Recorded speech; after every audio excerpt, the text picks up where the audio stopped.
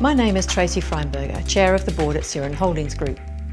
We see the HMA event as an ideal way for manufacturers to showcase their people and products and be recognised and encouraged for their efforts.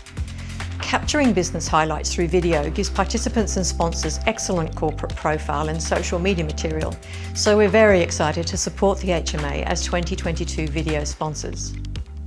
Expect the unexpected is such an appropriate theme, and in many manufacturing circles they're starting to accept it as the new normal, and we can certainly identify with that.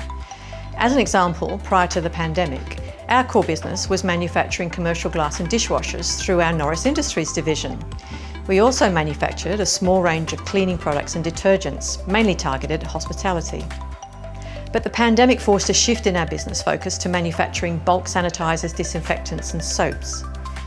It's fair to say it's been a volatile couple of years during which we've evolved in unexpected and surprisingly numerous product directions which are being accepted into previously inaccessible supply chains and export markets. However, with every new product idea and category and new market comes a risk and sometimes a scramble to resource.